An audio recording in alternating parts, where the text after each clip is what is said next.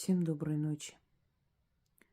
С тех пор, как в мире начались эти трудные, нехорошие события, я дарила вам огромное количество работ, чтобы выйти из кризиса, из трудностей, преодолеть те дни, когда нас закрыли дома.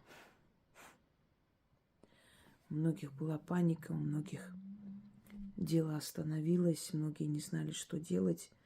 Я тогда вам сказала, я буду с вами всегда в трудную минуту. Я научу вас, как преодолеть, как просить, получать. И действительно, через некоторое время эта паника сошла на нет. Это у меня Зена храпит внизу. Люди поняли, что да, эти силы реально помогают, спасают, вытаскивают.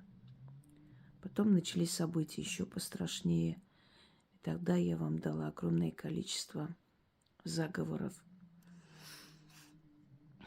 защит, как для себя, так и для своих детей, мужей, братьев, друзей, возлюбленных. И эти защиты спасали, спасают и будут спасать еще очень-очень много веков и, может быть, и тысячелетия. Не буду голословно, но эти работы будут жить. Они переживут меня на много лет. И останутся в мире. Благодаря этим работам ваши любимые, родные спасались и возвращались домой. Мой прадед прошел Великую Отечественную, и когда дядя мой спрашивал: дед, скажи, вот какое чувство у человека вот в такое время? Вы же были советское братство, общность. Он говорил, ты знаешь, сынок, да, мы были вместе, мы были командой, но у каждого из нас было гнетущее чувство одиночества. Многие не знали, где их родные, близкие, живы ли. Нам еще повезло, что мы знали, что все наши в селе живы, здоровы, нам было спокойно на душе. Ну, а другие могли не найти потом живыми своих родных. И у нас было ужасное гнетущее чувство одиночества. Потому что каждый человек сам в ответе за свою душу, за свою жизнь. Никто за него не умрет, никто за него не спасется. Он сам. Это гнетущее одиночество. А мы знаем, что происходит в такое время. Мы знаем и храбрость, самоотверженность командиров, которые ценой своей жизни защищают своих солдат. Мы знаем и безалаберность, и преступность, и предательство. И война все спишет. Это выражение не просто так пришло в нашу жизнь.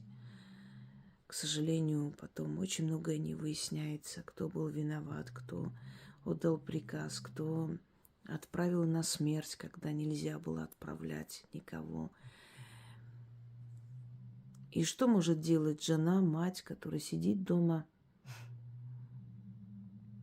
Ничего не может делать. Имеется в виду физически. Им хочется заслонить собой, закрыть собой, вот как орлицы крыльями вокруг, вот так вот закрыть от всех невзгод. Что она может делать? Как она может себя успокоить? Как она может помочь ему, находящемуся там? Вроде бы ничем, казалось бы. Но когда человек не раз, не два и не три обращается к этим силам, и в самые страшные моменты, смертоносные просто, мимо проходят, свистят пули, и он возвращается живым, и он говорит, это было просто чудо и невозможно. Столько таких рассказов, когда просто мясорубка, и никого почти не осталось живых. Он спасся с незначительными ожогами пальцев. И просто не мог поверить, что он остался в живых. И невероятное количество таких историй, сотни. Когда человек понимает, что эти силы всемогущие, что эти силы способны помочь и спасти его там, он не чувствует себя, знаете, как связанным. Такое бывает чувство, когда человек просто вот бессилие какое-то одолевает, когда, ну, что делать, что ты можешь за сотни тысяч километров помочь своему сыну, мужу, любимому человеку. Вот эта беспомощность, она душит, убивает, потому что не можешь найти себе место, не можешь концентрироваться на своих делах, работах. Не получается жить обычной жизнью, зная, что он в любой момент смотрит в глаза смерти. Но когда ты можешь своими заговорами, своими просьбами, своими ритуалами, обращениями его спасти, и ты это чувствуешь, ты чувствуешь себя уже могущественным, сильным человеком. Ты не боишься, ты понимаешь, что ты тоже делаешь какое-то дело. Ты начитываешь каждый день, и он каждый день остается в живых. И ты понимаешь, что от тебя зависит. Очень многое зависит, невзирая на то, что ты здесь находишься, он там находится. Понимаете? И тогда приходит чувство нужности, успокоения. Исчезает вот эта вот безнадежность внутренняя, что вот что мне делать, как мне быть. Я же ничем не могу помочь. Ты понимаешь, что нет, ты можешь помочь. Ты можешь даже помочь больше, чем все его командиры, все его друзья, которые рядом. Ты можешь его спасти своим заговором. И очень многие во время Великой Отечественной войны, уходя на фронт, возвращались живыми, потому что матери, бабушки зашили им там всякие обереги, всякие заговоры, заставляли вызубрить, наизусть выучить эти заговоры. Магия больше всего в любой ситуации помогает убрать чувство беспомощности. Обидели, человек не знает, чем ответить. Тот, который обидел, имеет больше возможностей. Он, скажем, занимает должность. Вот он может обидеть тебя и, глядя тебе в глаза, усмехаться, мол, что ты мне сделаешь? Я он директор, я вот руководитель. Ну и заплачешь, ну ты скажешь там, вот, тебе все это вернется. Ну и что? И нагло, нахально смотрит тебе в глаза и понимает, что ты зависишь от него. И он может тебе говорить все, что он хочет, а ты ничего не сделаешь в ответ. И что вы можете ответить такому человеку? Физически ничего, и не стоит этого делать, потому что у него есть все возможности просто вас посадить за нападение, за удар, за все. А ведь людей могут вывести на этот конфликт. Какими-то своими связями с ними справиться, тем более не сможете. Но вы можете прийти и начитать кое-что. И на следующий день начнется проверка. Через некоторое время снимут его наверху сидящих покровителей. А потом он, как подбитая собака, с такими несчастными глазами, попрощается и уйдет с этой должности. И тогда вы поймете, что вы сильная, что у вас есть некое могущество, тайна, которое может вам помочь в любой ситуации. Отомстить подонку, призвать удачу, защитить своих близких, себя защитить, исцелить себя с помощью этих сил, призывая их и так далее. Чувство безнадежности и бессилия пропадает, и человек понимает, что от него очень многое зависит. Только силы, они демократичны. Они не вмешиваются в нашу жизнь, пока мы не попросим. Я об этом говорила. Могут вмешаться родовые силы, защитить, могут вмешаться некоторые силы, пожалев вас, предупредить и защитить. Но в принципе, в основном, в таких более сложных вопросах силы не вмешиваются, пока человек не разрешит, не попросит. Они не будут за вас мстить, пока вы не попросите это делать. Они не будут особо вас защищать, если вы не попросите. Если вы будете говорить им «я прощаю», но в душе захотите справедливости, они не вмешаются. Потому что вы сказали: ну, Бог судья, я прощаю, я зла не желаю, все. Каждое наше слово как заговор. Есть люди, у которых очень сильная энергия. У них каждое слово звучит как заговор. Иди и не возвращайся. Вот пошел человек и разбился, действительно не вернулся. Или там последний раз тебе говорю. И действительно последний раз после этого человека не стало. Мы должны следить за своими словами в том числе. Особенно если мы энергетически сильные люди, и мы за собой замечаем это, что мы сказали, так и сбылось. Так вот, защитить близкого человека, если он находится при опасности. Это можно читать на сына, на мужа, на друга, на любимого человека, на дочь, в конце концов. Называя имя. Я здесь буду говорить его, а вы произносите имя человека. Итак, друзья мои, если у вас есть фотография вашего сына или мужа, или друга, для которого вы читаете эту защиту, это замечательно.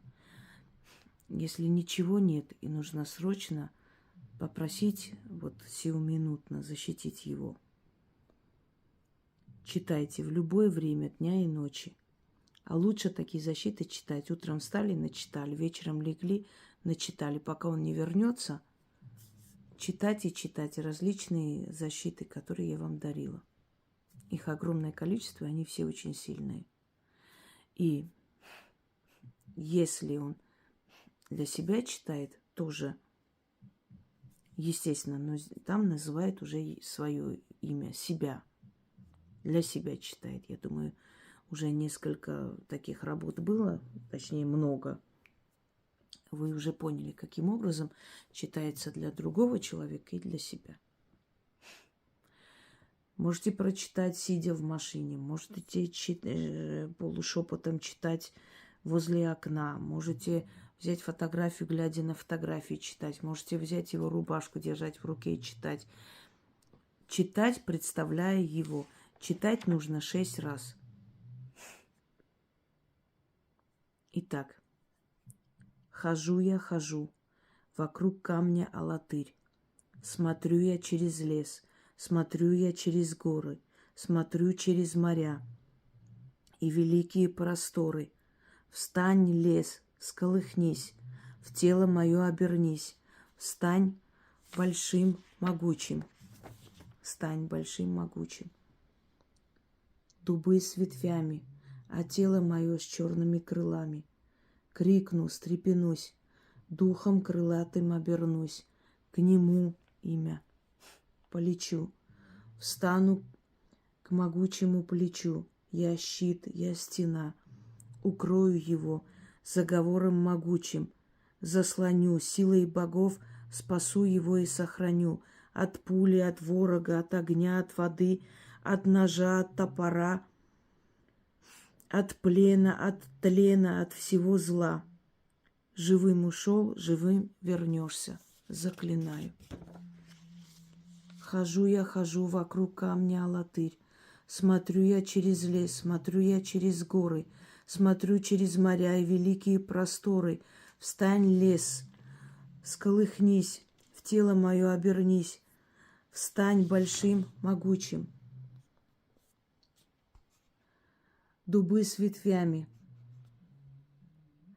а тело мое с черными крылами. Крикну, встрепенусь, духом крылатым обернусь, к нему полечу, встану к могучему плечу.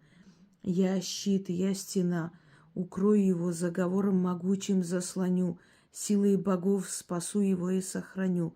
От пули, от ворога, от огня, от воды, от ножа, от топора, от плена, от тлена, от всякого зла. Живым ушел, живым вернешься.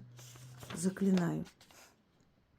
Хожу я, хожу вокруг камня Алатырь. Смотрю я через лес, смотрю я через горы, смотрю через моря и великие просторы. Встань, лес, сколыхнись, в тело мое обернись, стань большим, могучим. Дубы с ветвями, а тело мое с черными крылами. Крикну, встрепенусь, духом крылатым обернусь, к нему полечу, встану к могучему плечу. Я щит, я стена, укрою его, заговором могучим заслоню, силой богов спасу его и сохраню.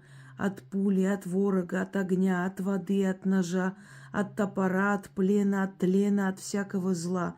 Живым ушел, живым вернешься. Заклинаю. Хожу вокруг камня Алатырь.